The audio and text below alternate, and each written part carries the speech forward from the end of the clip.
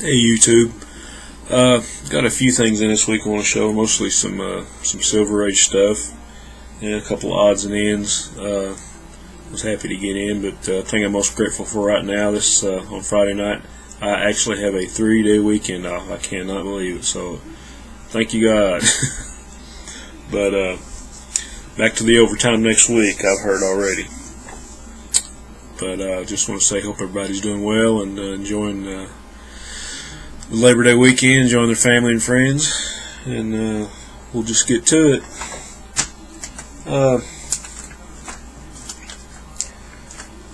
First thing we got is Marvel Tales 21. Of course, these are reprints of the old classic Ditko Spider-Man stories. There's some Thor reprints and Human Torch.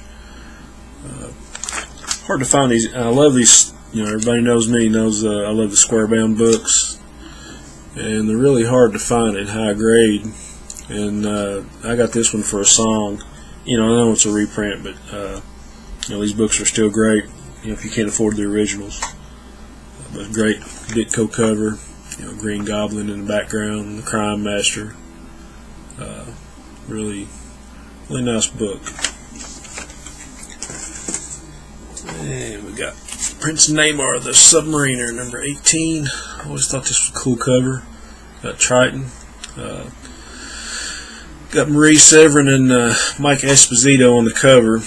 And on the interiors too, but on the cover I think there were some alterations done by John Romita, like on the faces. You can kind of tell, you know, Romita's work, especially on the faces. But yeah, I read this happened a lot, and it happened a lot with DC too. You know, and people's heard the story about Jack Kirby's work, where they had Al Plastino or Murphy Anderson come in and redraw the Superman face because it didn't look like Superman. Stupid stuff, but you know, stupid stuff now, I guess. But you know, it's a real cool cover. Nice book. And we got some Silver Age DC War, Our Fighting Forces 118, Lieutenant Hunter's Hellcats. Another cool cover. Joe Kubert, of course, who was the de facto war comic cover artist for DC. That's a really neat cover. And I got most of these books for a song, so you know, that's always a bonus, right? We got Doctor Strange 172 with I Dormammu. I'm sure everybody knows who did this. It's Gene Colan on the cover. Really nice cover there.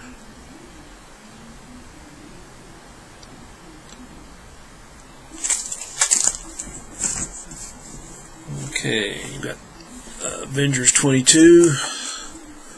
Probably the earliest one I have of this. And this was, you know, this one was cheap because it's got a chunk out of the bottom corner, as you can see. But as the great Schmo Daddy once said, low grade is better than no grade. And one thing about this, issues 20 through 22, the Avengers, on the covers you had Jack Kirby inked by Wally Wood, and on the inside you had Don Heck inked by Wally Wood. So pretty much, you know, that was the biggest reason I got this. I just wanted to get the stuff that Wally Wood worked on, you know, and getting part of my Avengers run too. But Cap faces off against Power Man, real powerful cover.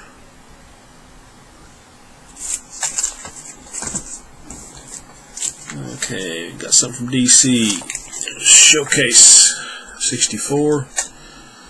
And this one's in pretty rough shape. It's kind of beat up on the spine, and you got lots of stress marks and creases and folds. But this is a really cool book. This is actually, I think, they did a revival of Spectre in Showcase 60. And in 61 and 64, this was like the third Silver Age appearance. And of course, you had the covers and interiors by Murphy Anderson, another great Silver Age artist. And I'm pretty sure in the first appearance he did in Showcase, number 60, they have an explanation for why the Spectre's been missing for 20 years. I haven't read that story, I don't think, unless I have it in a reprint, but I can't remember what the explanation was, so I probably haven't read it. But I'm going to try to get 60 and 61 too, if I can find them for a good price. But more classic Silver Age with the go-go checks at the top.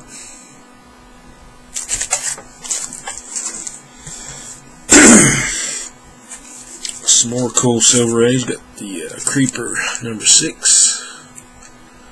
Very, very nice Gil Kane cover. You can kind of see his signature in the bottom here. 1968. Gil Kane cover, and you got Steve Ditko art. I think partial art, and I think maybe Jack Sparling finished this one up. Not a big fan of Sparling stuff, but you know, anything with Ditko or Kane, you cannot go wrong. And the Creeper just a cool character.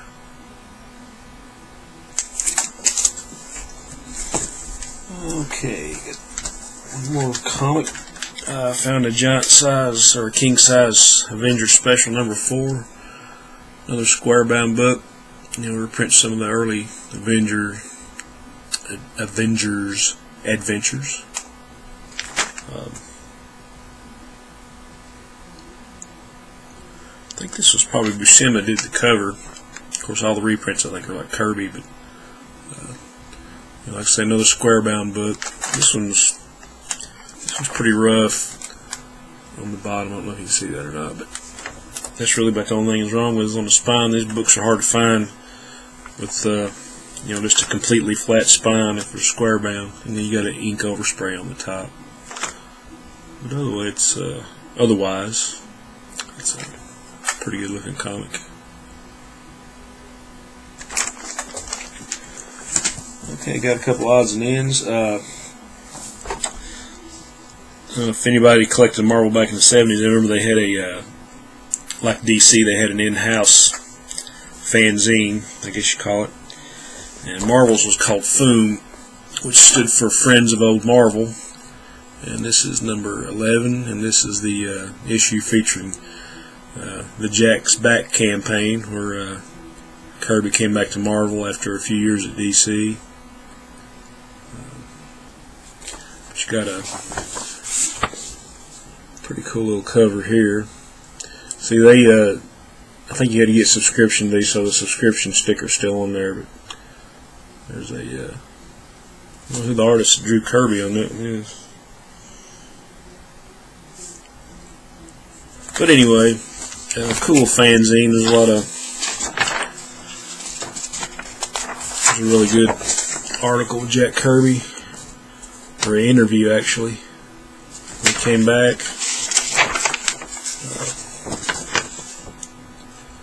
So for anybody that's a Kirby fan, as I am, and I know most of you are, really cool magazine. Really nice center spread. I think this was from the 2001 book that he did, the adaptation. And DC had the Amazing World of DC Comics, which is basically the same thing. I think they started theirs, you know, both companies started around the same time. DC's was a little bit better because this is just, you know, it's the DC had like the cardstock paper on their issues, and I think they're a little bit thicker. There was more articles in them, but there's some good stuff in this. Picture of Joe Sennett, who inked a big chunk of Kirby's work. And I think this is the only time they actually ever met was at a convention, which was kind of weird considering they had actually worked on the same books for so many years. And here's like a parody of the origin of King Kirby. Unique stuff. And a big little centerpiece.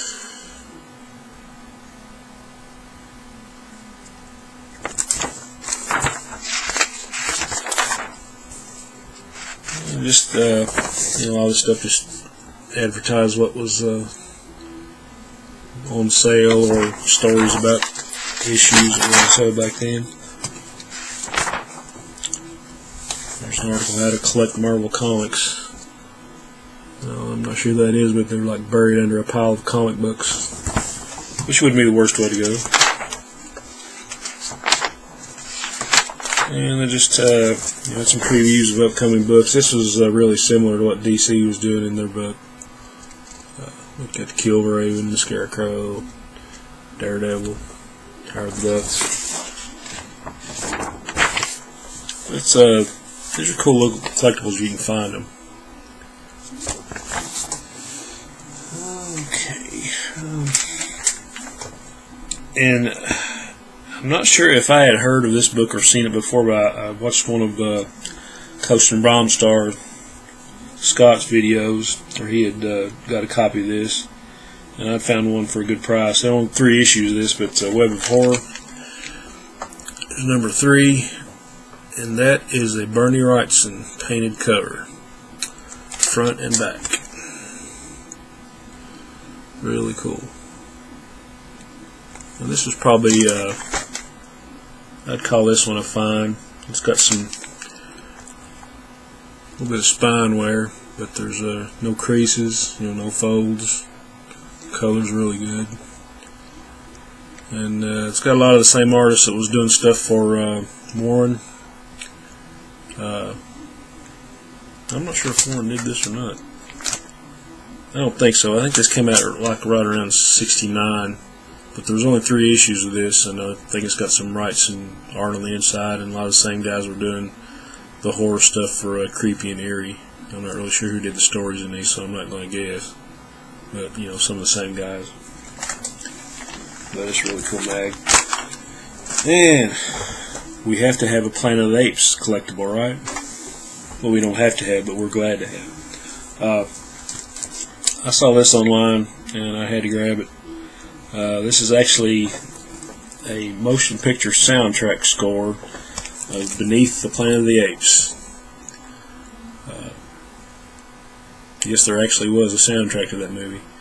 And this was, of course, it's got photos from the movie on the back. And a big shout out to my buddy Gimpy. I know he'll appreciate this. But really cool stuff. And this is actually still in the shrink wrap. So I think there might be a little split in the plastic down here, but it's sealed. And actually back then they sold this for 44 cents because it was just a promo copy. So that was a pretty cool little collectible for a damn dirty ape fanatic like myself.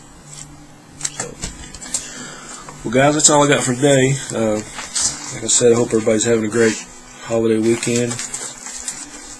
And I know I'm enjoying the hell out of mine. Just to have a day off, I'm grateful.